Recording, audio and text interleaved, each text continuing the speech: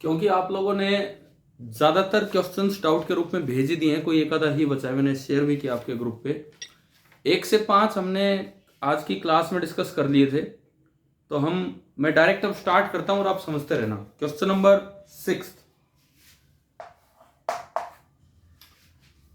6 यहां से हम शुरुआत कर रहे हैं। और ये फ्रिक्शन में इस तरह का क्वेश्चन पहले भी कभी आपने किया है। नीचे 2 kg का ब्लॉक है, इसके ऊपर 1 kg ब्लॉक है, और ये कह रहा है कि स्मॉल ब्लॉक ऑफ 1 kg इसके ऊपर रखा है। Length of the plank is 2 metre. Length of the plank is 2 metre.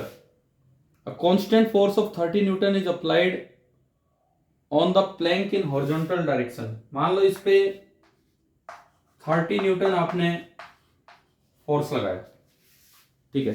The time after which the block will get separated, कितनी देर बाद ब्लॉक सेपरेट होगा। म्यू दिया है 0.5। सबसे पहली बात, सेपरेट होगा तो इट मीन स्लाइडिंग होगी। तो ये तो श्योर है कि सेपरेट होगा तो स्लाइडिंग होगी। It means kinetic friction is acting. तो हमें वो केस वेस चेक करने की जरूरत भी नहीं पड़ेगी। तो काइनेटिक फ्रिक्शन लगेगा, तो इस पे जो नॉर्मल लगेगा वो इसके वेट के बराबर होगा। And its weight is 1g। 1g means 10 Newton. और यहां पे जो म्यू अवेलेबल है, क्वेश्चन में दिया है 0.5। Now mu is 0.5। It means जो फ्रिक्शन होगा, kinetic friction mu into n, and this will be 5 newton. Kinetic friction mu into n will be 5 Newton.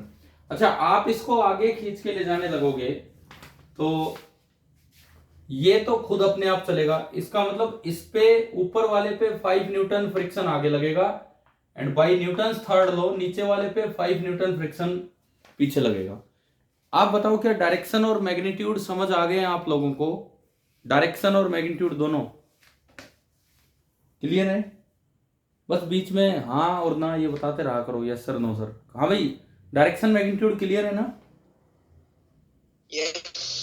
ठीक है। अब दोनों की अलग अलग एक्सेलरेशन निकाल लीजिए। सबसे पहले इसकी एक्सेलरेशन, इसकी मान लो इसकी एक्सेलरेशन है a1 और ऊपर वाले की एक्सेलरेशन है a2। इस पे 30 न्यूटन आगे और 5 पीछे, तो a1 बराबर आएगा 30 माइनस 5 अपॉन 2, 25 अपॉन 2, यानी कि 12.5 मीटर पर सेकेंड स्क्वायर। a2 आएगा, ओनली एक ही फोर्स इस पे आगे लग रहा है 5 न्यूटन, 5/1 दैट इज 5 मीटर पर सेकेंड स्क्वायर। मेरे पास a2 आ गया और मेरे पास a1 आ गया, और दोनों की डायरेक्शन है बिल्कुल सेम। अब इसको रिलेटिव से कर दो। इसने कहा है सेपरेट होने में कितना टाइम लगेगा। देखो, ये जो नीचे वाला प्लैंक है ये उधर जा रहा है विद एन एक्सेलरेशन 12.5, ऊपर वाला ब्लॉक भी उधर जा रहा है विद एन एक्सेलरेशन 5। तो प्लैंक के रिस्पेक्ट में ब्लॉक की एक्सेलरेशन कितनी हो जाएगी? प्लैंक के रिस्पेक्ट में ब्लॉक की एक्सेलरेशन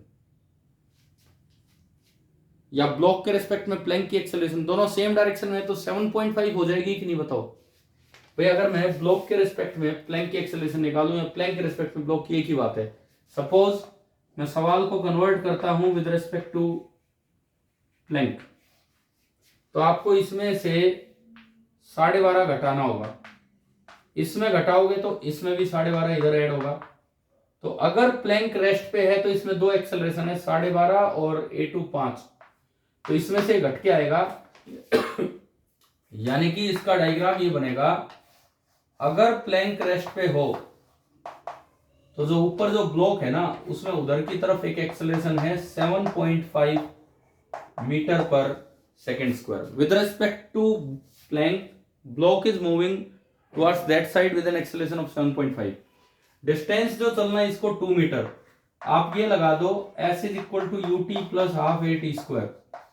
स्टार्ट फ्रॉम रेस्ट, तो ut 0, s की जगह 2 half a and t square, and यहां से आप टाइम कैलकुलेट कर लीजिए, वो आपका टाइम आ जाएगा, सेपरेशन का टाइम आ जाएगा। बताओ तो क्लियर हो गया है सभी को क्वेश्चन नंबर 6? हाँ जी, डाउट था? ठीक है। और नहीं तो इन शॉर्ट देख लेना, ये किस तरह से खुद भी ट्राई करना बाद में। कल जो टेस्ट होगा उसमें जो भी पार्ट मैंने कहा है 5 सवाल, 1 से 20 क्वेश्चंस में से कुछ मॉडिफाइड या डायरेक्ट होंगे, और रिवीजन करके आना ढंग से। चलिए मैं आगे बढ़ता हूं। नेक्स्ट क्वेश्चन, मुझे लगता है ये किसी ने भेजा ही नहीं, डाउट, या पता नहीं भेजा है कि नहीं, मैं एक बार फिर भी बता देता हूं। क्वेश्चन नंबर 7 देखिए, आपको फोर्स दे रखा है F वेक्टर, लेकिन एक्स वाई जेड में नहीं, ये टाइम का फंक्शन है, 3t i cap plus 5j cap Newton, ये फोर्स दिया है, और किसी वक्त उसका डिस्प्लेसमेंट दिया है 2t स्क्वायर आई कैप माइनस 5j कैप, ये दिया है। वर्क डन बताना है 0 से 2 सेकंड में। जब भी कभी एक्स वाई जेड की जगह टाइम आए, आप पावर की तरफ जाया करो। पावर की तरफ कैसे जाओगे, यहां से वेलोसिटी लाओ, वेलोसिटी होगी ds बाई डी टी, तो ds बाई डी टी आया 4t आई कैप, बस इसका 0। पावर का फॉर्मूला होता है F dot v, F dot v करो, I को I से, J को J से, J है ही नहीं, 3t इंटू 4t, पावर आ गई 12t स्क्वायर। उसके बाद पावर को लिख दो dw बाई dt, ये पावर की डेफिनेशन थी, ये पावर का फॉर्मूला था। यहां से dw आ गया 12t स्क्वायर, एंड यहां से इंटीग्रेट करोगे तो w आएगा 12 बाहर कॉमन, ये इंटू डी टी हो रहे टी स्क्वायर डी टी, और लिमिट, टाइम की लिमिट दी है 0 से लेके 2 सेकेंड। तो जब आप इसको सोल्व करोगे तो 12 इंटू टी क्यूब बाई 3, 0 से 2, ये 3 से 12 गया 4, और ये 2 क्यूब माइनस 0 क्यूब 8, तो ये आपका आएगा 32 जूल। हाँ भाई, 7th क्लियर हो गया सभी को? क्वेश्चन नंबर 7 क्लियर है ना? जब भी कभी पावर से ना टाइम से रिलेटेड फोर्स दे रखा और वर्क वगैरह पूछा जाए, आप पावर की तरफ जाओ। अगर एक्स वाई जेड से रिलेट करके दे रखा है फोर्स, तो आप एफ डॉट डी एस से जाओ। ठीक है, चलते हैं आगे बढ़ते हैं।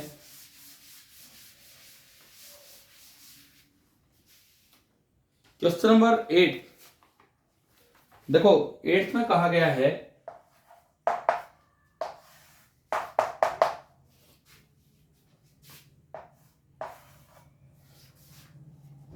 और ये बचा हुआ पेपर कल क्लास में डिस्कस होगा, बचा हुआ जितना भी आज हो जाएगा अभी ठीक है, बाकी कल 2 लेक्चर हैं, उनमें से एंड में हम ये पेपर डिस्कस कर रहे होंगे। ये 5 kg और यहां एक ब्लॉक रखा है 2 kg का, बस ये रखा हुआ है, इस तरह से रखा हुआ है। इन्होंने कहा है स्पीड ऑफ 5 kg ब्लॉक बताओ जब 2 kg कॉन्टेक्ट छोड़ देगा उस वक्त। सबसे पहली बात तो ये बताओ 2 kg कॉन्टेक्ट छोड़ेगा कब, क्योंकि हमें स्पीड बतानी है। 2 kg कॉन्टेक्ट कब छोड़ेगा, उस वक्त x कितना होगा। देखो 2 kg कॉन्टेक्ट तब छोड़ेगा जब टेंशन बराबर हो जाएगी इसके वेट के, और इसका वेट कितना है 20 Newton. When T becomes equal to 20 Newton it will lift up, तो ये कॉन्टेक्ट हट जाएगा, अब नॉर्मल की जरूरत नहीं है। अच्छा, T20 मतलब स्प्रिंग फोर्स 20 हो जाए। स्प्रिंग फोर्स 20 के दे रखा है सवाल में, के हाँ दे रखा है 40, के आपको गिवन है 40। इसका मतलब ये है कि के एक्स को 20 कर दो, तो 40 इंटू एक्स इज 20। तो सबसे पहली बात, जब स्प्रिंग में एक्सटेंशन 1/2 मीटर हो चुका होगा तो ये कॉन्टेक्ट हट जाएगा। ये स्टेप 1 है क्वेश्चन का। पहला स्टेप क्लियर हो गया आप सभी को कि जब x की वैल्यू स्प्रिंग में जब इतना खिंचाव हो जाएगा, मतलब जब 5 kg ब्लॉक हाफ नीचे आ जाएगा तो कॉन्टेक्ट हट जाना है। इन्होंने कहा है कि जब ये कॉन्टेक्ट ब्रेक होगा उस वक्त आपको स्पीड बतानी है 5 kg की। देखो अब आप लगा दो बाई मैकेनिकल एनर्जी कंजर्वेशन, क्योंकि कोई भी नॉन कंजर्वेटिव फोर्स नहीं लग रहा है। स्प्रिंग फोर्स कंजर्वेटिव होता है, ग्रेविटेशनल फोर्स कंजर्वेटिव होता है। अब मैकेनिकल एनर्जी कंजर्वेशन लगाओ। कैसे लगाएं? इनिशियल जहां भी 5 kg है उसको आप 0 GP मान लो, 0 GP। इनिशियल इसकी स्पीड भी 0 और स्प्रिंग भी अभी नेचुरल लेंथ में है। स्प्रिंग की ईपी 0, जीपी ब्लॉक की 0 और काइनेटिक एनर्जी भी 0 बराबर। बाद में स्प्रिंग की ईपी बनेगी half into k into x square, x है हाफ। ब्लॉक की काइनेटिक एनर्जी बनेगी हाफ एम वी स्क्वायर और ब्लॉक की पोटेंशियल एनर्जी बनेगी जीपी माइनस एम जी एक्स, क्योंकि वो एक्स नीचे गया, वो जीरो लेवल से भी एक्स नीचे गया तो उसकी पोटेंशियल एनर्जी बनेगी एम जी एक्स माइनस में। यहां से अगर आप देखते हो तो ये आ रहा है हाफ एम वी स्क्वायर बराबर, इनको दूसरी साइड ले जाओ, m g x minus half k x square. आपको खाली v निकालना है, बस इसमें वैल्यू पुट करनी है और यहां से v निकालोगे तो आंसर आ जाएगा। यहां से v स्क्वायर 8 आएगा, x रखना हाफ, k रखना जो भी दिया है 40, m भी कट जाएगा, दे रखा है, दे रखा है। कर लोगे अभी ये सवाल, बताओ। हाँ जी हो जाएगा। अरे कोई डाउट अगर बचता है तो पूछिए, अगर किसी क्वेश्चन में क्लियर है ना ये क्या करना था। ठीक है, चलिए 9th पे हम चलते हैं, क्वेश्चन नंबर 9th।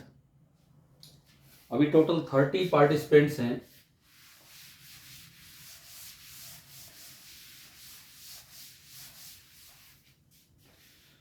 नाइन्थ देखो, आप लोगों ने सारे ही डाउट के रूप में भेज दिए हैं क्वेश्चन नंबर, किसी ने कोई। एक्स दे रखा है t square plus 2t, x दे रखा है t square plus 2t, work done by all the forces from 2 second to 4 second. देखो जब x as a function of time दिया और work done by all the forces बोल दिया, आपके दिमाग में आना चाहिए work energy theorem. Work energy theorem कहती है work done by all the forces equal to change in kinetic energy, यानी कि काइनेटिक एनर्जी एट 2 सेकेंड ना 2 से 4 है ना, हाँ 2 से 4, kinetic energy at 4 second minus kinetic energy at 2 second. तो काइनेटिक एनर्जी निकालने के लिए पहले वेलोसिटी लाओ और वेलोसिटी होगी dx बाई dt। सबसे पहले आप dx बाई dt करें, टी स्क्वायर का 2t एंड 2t का 2। अब एक बार वेलोसिटी निकाल लो at t equal to 4 second, 2 into 4 8 plus 2 10 metre पर सेकेंड। एक बार वेलोसिटी निकाल लो at t equal to 2 second, 2 into 2 4 6 metre पर सेकेंड। क्या आप यहां से काइनेटिक एनर्जी निकाल लेंगे? मास दे रखा है क्या सवाल में? हाँ भाई मास गिवन है क्या? तो बस अब अपने आप करोगे, यहां से के फाइनल निकालो हाफ एम वी स्क्वायर, यहां से के इनिशियल निकालो हाफ एम वी स्क्वायर और इसमें दोनों वैल्यू पुट कीजिए और आपका आंसर आएगा। पूरा कीजिए इस सवाल को बाद में, है ना भाई, समझ आ गया? ठीक है, क्वेश्चन नंबर 10th पे चलते हैं हम। ये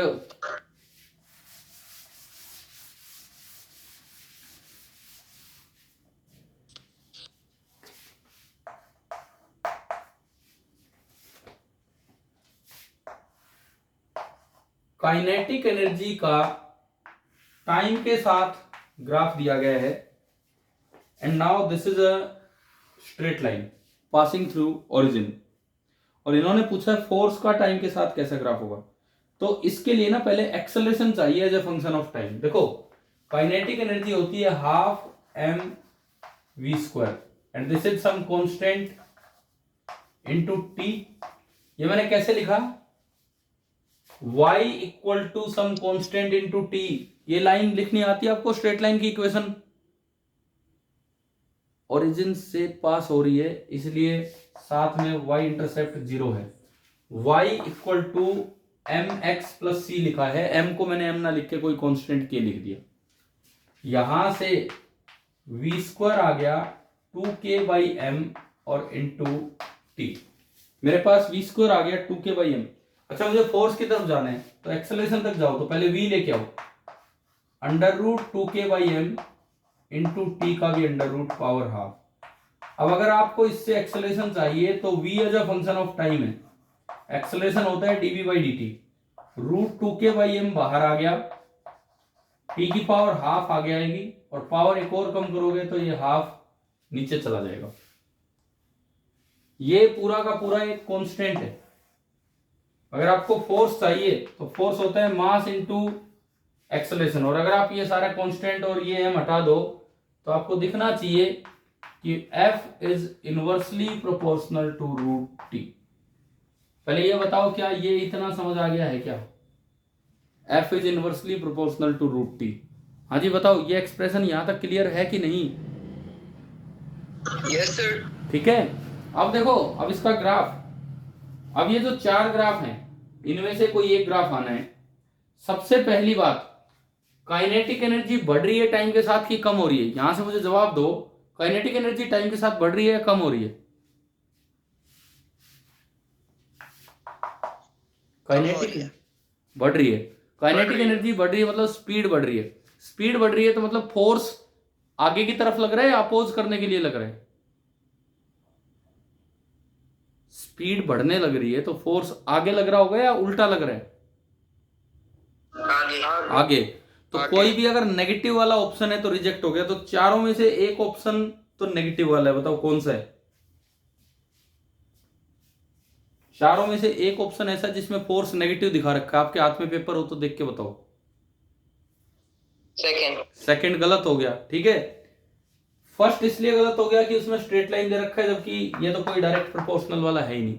फर्स्ट भी गलत हो गया। ठीक है, अब बचे थर्ड और फोर्थ।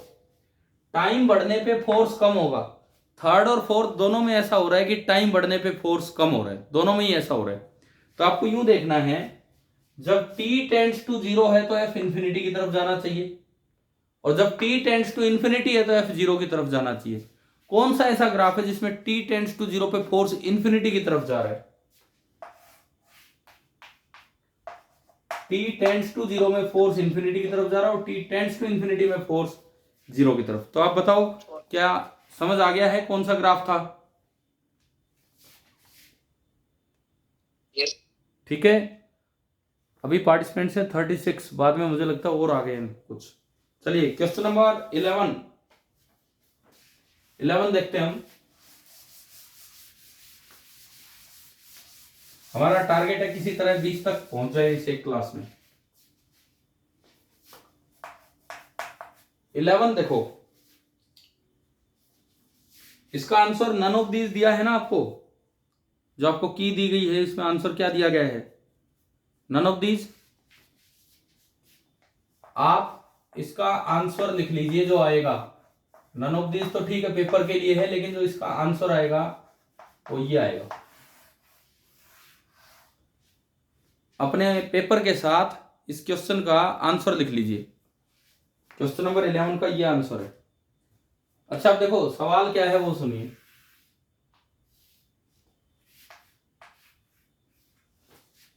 ये एक ब्लॉक है जिसका मास m है, इसको किसी v0 स्पीड से फेंका गया है।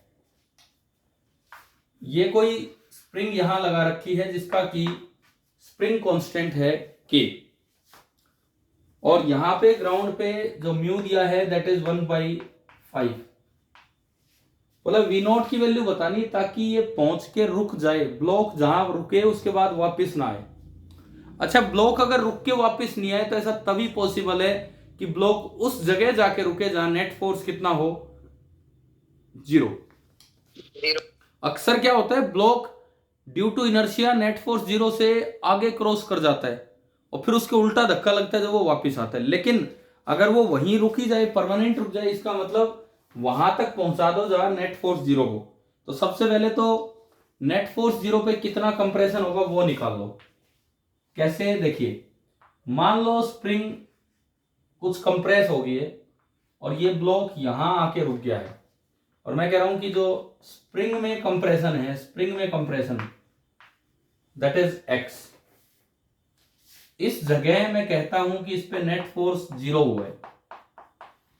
जहां नेट फोर्स 0 होता है अक्सर वहां नहीं रुकता ब्लॉक, ड्यू टू इनर्शिया वो आगे चला जाता है। लेकिन अगर यहां पहुंचते पहुंचते इसकी स्पीड भी 0 हो गई तो ये यहीं रुका रह जाएगा। अब नेट फोर्स 0 वाली जगह कैसे निकालें? फोर्स बैलेंस करके निकालो आप। देखो स्प्रिंग इस पे धक्का लगा रही होगी kx, k कितना दिया है, 10 दे रखा है। स्प्रिंग का फोर्स होगा 10x, और ये जा नहीं पा रहा क्योंकि इस पे इतना ही फ्रिक्शन लग रहा होगा। फ्रिक्शन बताओ जी इसका कितना है, इस पे नीचे mg, ऊपर इतना ही नॉर्मल, नॉर्मल बराबर mg। मास कितना दिया है 2 kg, 2 × 10 यानी कि 20। अब जो फ्रिक्शन लगेगा, friction that will be mu into n. Mu कितना दे रखा है 1/5, 1/5 इंटू 20, यानी कि जो फ्रिक्शन आया वो कितना आ गया 4। यानी कि इस जगह पे ना इतना ही उधर फ्रिक्शन लग रहा हो जो इसको ना जाने दे। स्प्रिंग धकेलना चाह रही है, स्प्रिंग धकेलना चाह रही है, लेकिन फ्रिक्शन उसको आगे मूव नहीं करने दे रहा है। तो ये हम देख रहे हैं यहाँ पे। क्या ये समझ आ रहा है ना यहाँ तक? ठीक है। अब देखो 10x बराबर 4, तो यहां से मुझे कंप्रेशन पता लग गया, x कितना आ गया 2/5 मीटर। एक स्टेप समझ आया कि नहीं बताओ? एक स्टेप, पहला स्टेप क्लियर हो गया? Yes sir. अब इस जगह तक लाते लाते स्पीड भी 0 कर दो, तो उसके लिए आप लगाओ work energy theorem. Work energy theorem में work done by friction and work done by spring. ना वेट का कोई वर्क है ना नॉर्मल का, क्योंकि वेट इधर लगेगा, डिस्प्लेसमेंट उधर, परपेंडिकुलर हो गए। नॉर्मल ऊपर लग रहा है, डिस्प्लेसमेंट आगे परपेंडिकुलर हो गए। तो आपको ना वर्क एनर्जी थ्योरम लगानी है, work done by all the forces is equal to change in kinetic energy. अब मैं ये इक्वेशन लिख के दिखाता हूं। जब तक ये चल रहा था, फ्रिक्शन अपोज करने के लिए काइनेटिक फ्रिक्शन इधर लग रहा था 4 न्यूटन। वहां रुकने के बाद तो फ्रिक्शन उधर लग गया, स्प्रिंग फोर्स को धकेलने के चक्कर में, उसको अपोज करने। और इसका डिस्प्लेसमेंट बताओ यहां से यहां तक कितना हुआ है, कितनी दूर है ये स्प्रिंग से? क्वेश्चन में 1 मीटर। 1 तो ये और x और गया, x कितना है 2/5। तो इसका total displacement work done by friction, friction into displacement into cos 180। Friction लग रहा है 4 न्यूटन, डिस्प्लेसमेंट इसका हुआ 1 + 2/5 और कोस 180 होता है -1। 5 और 2 7/5, तो यह आया -28/5 जूल। आप बताओ कि आपको वर्क डन बाई फ्रिक्शन समझ आया क्या, कैसे निकाला है? हाँ भाई बोलो, वर्क डन बाई फ्रिक्शन समझ आ गया है, कैसे निकाला है? आ गया कि दोबारा बताऊं? Yes sir. ठीक है। अब मैं बात करता हूं work done by spring force. This is work done by any conservative force is EP initial minus EP final. क्या हुआ, कुछ पूछना है? Work done by any conservative force is EP initial minus EP final. तो ईपीई initial कितनी होगी? शुरू में स्प्रिंग नेचुरल लेंथ में है 0, minus EP final half into के शायद 10 दे रखा है, इंटू एक्स का स्क्वायर, और एक्स आया था 2/5 का स्क्वायर। तो वर्क डन बाई स्प्रिंग आया -2 से ये गया 5, एक 5 से एक 5 कट जाएगा, तो ये आ गया -4/5 जूल। आप बताओ वर्क डन बाई स्प्रिंग आ गया, समझ आ गया वर्क डन बाई स्प्रिंग कैसे निकाला? कंजर्वेटिव फोर्स का एग्जांपल लेके वर्क डन बाई स्प्रिंग हो गया, वर्क डन बाई फ्रिक्शन हो गया। नॉर्मल और एमजी का वर्क है नहीं, टोटल वर्क डन आपका आ चुका है, that is equal to change in kinetic energy. पहले टोटल वर्क डन इकट्ठा कर लो, कितना हो गया टोटल वर्क डन? -28/5 और -4/5, तो डब्ल्यू टोटल आ गया -32/5। दिस इज इक्वल टू केई फाइनल 0 माइनस केई इनिशियल हाफ m v0 का स्क्वायर। क्या m दे रखा है? हाँ m2 दे रखा है, 2 से 2 कैंसिल हो जाएगा, माइनस से माइनस कैंसिल हो जाएगा, और जो आपका v0 निकल के आया दैट इज √32/5 मीटर पर सेकेंड। अभी बताएं भाई ये समझ आ गया कि नहीं, कैसे किया है हमने? Question number 11। हाँ जी क्लियर है? ठीक है। क्वेश्चन नंबर 12 तो ये उसी टाइप का नहीं है यार, पिछले पेपर में भी आया था।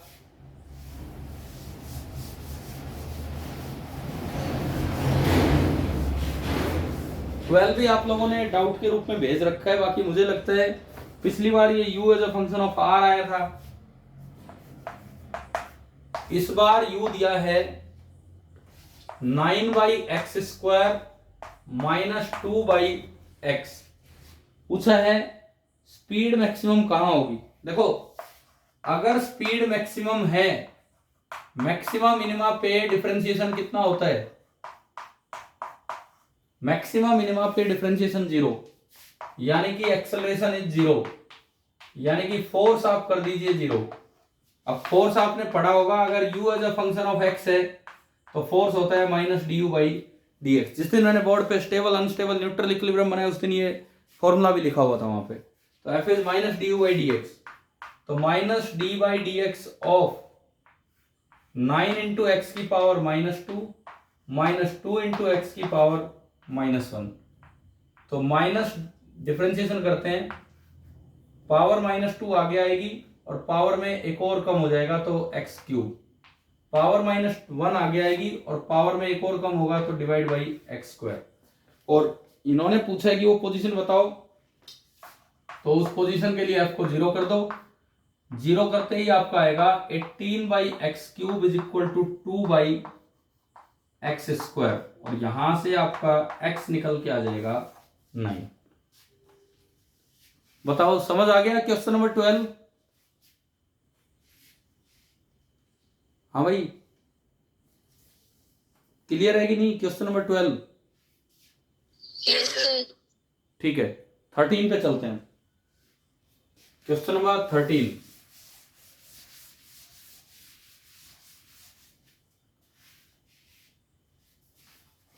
देखो इन्होंने कहा कि 13 में एक डायग्राम दे रखा है,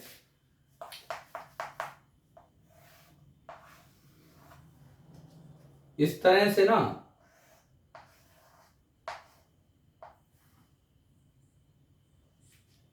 ये कोई एक ब्लॉक है जिसका मास है m,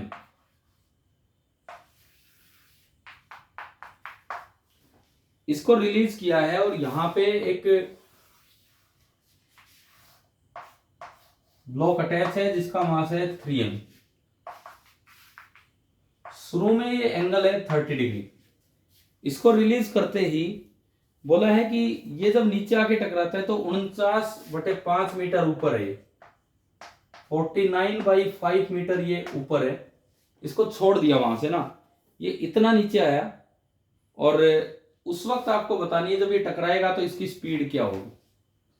जब ये टकराएगा, जब ये जस्ट टकराएगा, मैंने माना कि इसकी स्पीड होगी है v, लेकिन इन्होंने कहा है कि उस वक्त ना ये 3m यहां पहुंच चुका है और रस्सी कितने डिग्री एंगल पे होगी है, 60 डिग्री पे। अगर मान लो इसकी स्पीड उस समय मैं कहूं कि v2 होगी, v2, ये v है, ये v2, ये v1 मान लो, मुझे v1 निकालना है, तो कंस्ट्रेंट से ना पहले v2 लाओ इन टर्म्स ऑफ v1। कैसे? ये तो पुली अटैच होगी, पुली नीचे आ चुकी है, पुली नीचे आ रही है v1 से, यानी कि इस वक्त ये जो येलो कलर में दिखाया है, इस वक्त पुली नीचे जा रही होगी विद स्पीड v1। ये एंड फिक्स है 0, तो आपको कंस्ट्रेंट से याद है क्या, ये 2v1 से नीचे आएगी। बताओ, ध्यान है?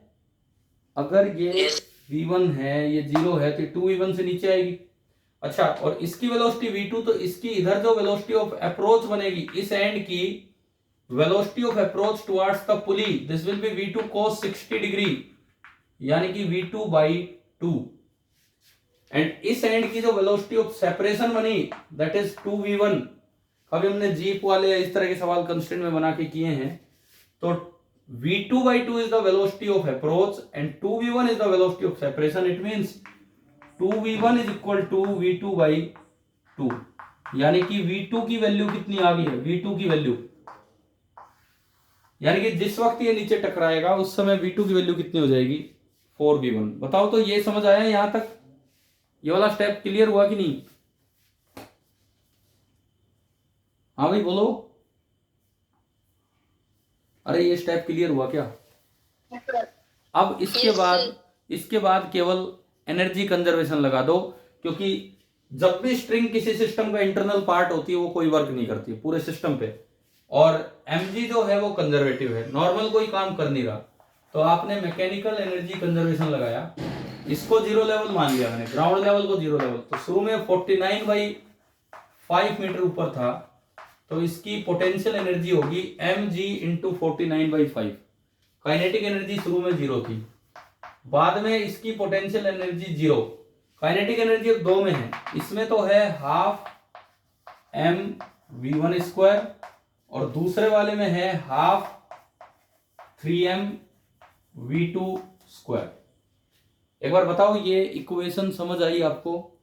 अब m कॉमन आके कैंसिल हो जाएगा, v1 चाहिए मुझे, तो v2 की जगह 4v1 रख दो, तो 49g/5 is equal to v1 square by 2 plus 3/2 into v2 square, v2 की जगह रखोगे तो 16 v1 स्क्वायर, 5 2 49 इंटू 2 98 is equal to v1 square by 2 plus ये 8 3 24 v1 स्क्वायर। भाई इसको कर लेना सोल्व, इसको कर लेना, देखो ये आ ही रहा है, ये आप एलसीएम लोगे 2 48 1 49 यानी कि 98 is equal to 49 v1 square by 2, 2 ऊपर आएगा और 2 और यहां से v1 स्क्वायर 4 आया, और v1 स्क्वायर अगर 4 आया तो v1 कितना हो जाएगा 2। बताओ क्लियर हो गया है कैसे करना था ये? क्वेश्चन नंबर 14, ये तो एक आसान सवाल है, 14 डायरेक्ट क्वेश्चन है, एनर्जी कंजर्वेशन पे बेस्ड एक डायरेक्ट क्वेश्चन है, सब कुछ स्मूथ दिया है, आप देखो सब कुछ स्मूथ दिया है, आप यहां से किसी बॉल को छोड़ रहे हो और ग्राउंड लेवल से, मैं क्वेश्चन नंबर 14 पे हूं, ग्राउंड लेवल से इसकी हाइट है कितनी, कैपिटल H या H1 है सपोज, हाँ नहीं कैपिटल H ही है, ठीक है, और आगे 3 इंक्लाइन बना रखे हैं, 30 डिग्री पे, एक 45 डिग्री पे और एक 60 डिग्री पे। देखो मैं 3 इंक्लाइन बना के दिखाता हूं आपको, एक आपने बनाया 30 डिग्री पे, एक आपने बना दिया 45 डिग्री पे, और एक आपने इधर बना दिया 60 डिग्री पे। कोई फ्रिक्शन है नहीं तो मैकेनिकल एनर्जी कंजर्व रहेगी, क्योंकि नॉर्मल कोई वर्क नहीं करेगा, मैकेनिकल एनर्जी कंजर्व रहेगी, mg एक कंजर्वेटिव फोर्स है। Initial potential energy gp initial, this is mgh, release किया है तो काइनेटिक एनर्जी इनिशियल इज 0, कहीं भी रुकेगा तो काइनेटिक एनर्जी फाइनल भी कितनी होगी 0, and potential energy final will be mgh dash. अगर आप एनर्जी कंजर्वेशन लगाओगे, इन दोनों का सम बराबर करोगे तो h डैश बराबर आ जाएगा क्या h डैश बराबर h आने का मतलब है कि तीनों पे ये सेम ऊंचाई तक जाना है, सेम ऊंचाई तक, बिल्कुल सेम ऊंचाई तक। अब इन्होंने कहा है 30 डिग्री वाले पे h1 फिर h2 फिर h3, इनकी जो हाइट है ना वो कहते हैं ये वाली हाइट है h1, दूसरे वाले में कहता है ये वाली हाइट है h2, और तीसरे वाले में कहता है ये वाली हाइट है h3। हाइट रेंज तो तीनों में सेम रहेगी, लेकिन डिस्टेंस कवर्ड अलग अलग है। देखो आप मुझे बताओ, हाइट रेंज सेम है, क्या इसका कारण समझ आ गया है आपको? हाइट सेम का कारण समझ आ गया है, ठीक है। अब है ना, अब मुझे ये बताओ डिस्टेंस कवर्ड किस पे सबसे ज्यादा है, 30 डिग्री वाले पे या 45 डिग्री वाले पे या 60 डिग्री वाले पे, ये बताओ डिस्टेंस कवर्ड। हाँ 30 डिग्री वाले पे डिस्टेंस कवर्ड सबसे ज्यादा है, लेकिन हाइट रेंज, मतलब मैं इसलिए कह रहा हूं यार, मैं आपको जैसे सवाल मॉडिफाई करके दूं, मैं यही सवाल पूछ लूं, लेकिन मैं पूछ लूं distance covered are h1 h2 h3, तो कभी सवाल से देख के सीधा टिक करके आ रहे हो, तो थोड़ा ध्यान देके करने हैं सवाल। समझ आ गया है ना ये? ठीक है। क्वेश्चन नंबर 15, 15वें सवाल पे हम चलते हैं।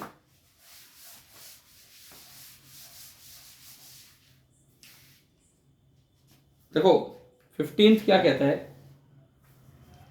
अ block of mass m lies on a frictionless surface and it attached to one end of a horizontal spring.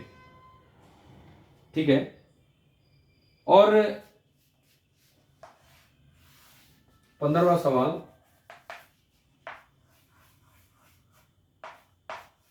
ये है कांस्टेंट हॉरिजॉन्टल फोर्स आपने पॉजिटिव डायरेक्शन में लगाना स्टार्ट किया। यहां इन्होंने कोई ओरिजिन मान लिया और ये एक्सिस बोल दिया एक्स एक्सिस, और इस जगह से एक कांस्टेंट हॉरिजॉन्टल फोर्स लगाना स्टार्ट किया। तो ये कहता है what is the magnitude of F, F का मैग्नीट्यूड कितना है। सबसे पहली बात आप इसको ना इस तरह देखो, इन्होंने ना एक काइनेटिक एनर्जी का ग्राफ दिया है,